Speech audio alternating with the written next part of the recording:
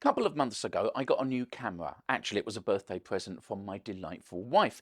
And today I'm going to tell you all of the shortcomings of this thing. All the ways it's less advanced than pretty much any other camera, all the things it doesn't do well, why it kind of basically sucks, and why I completely love it.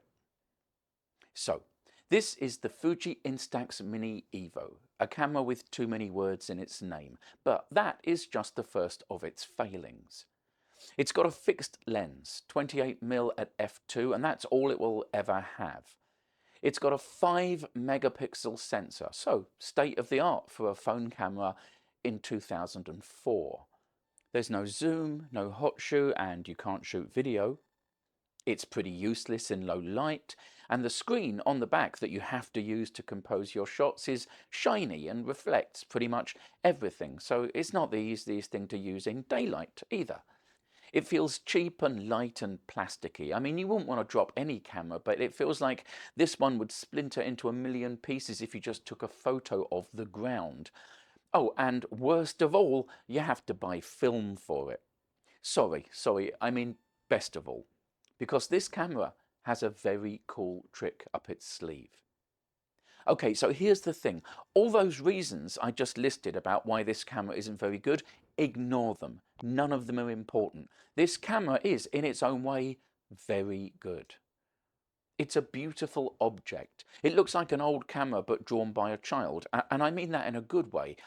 All the limitations of the hardware that you're holding in your hand encourage you to optimize the software that you're using in your head. It forces you to be really careful and thoughtful when you take a shot.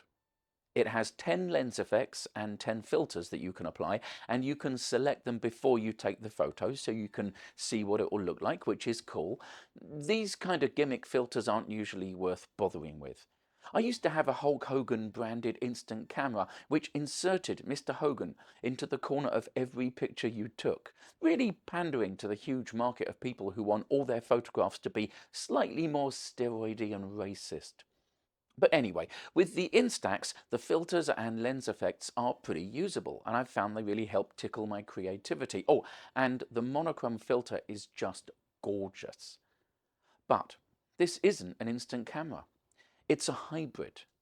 See, with instant cameras, fun though they can be, they're pretty wasteful. Every time you get a shot wrong, you've used up a print. This thing, though, it lets you take all the pictures you want and then choose which ones to print.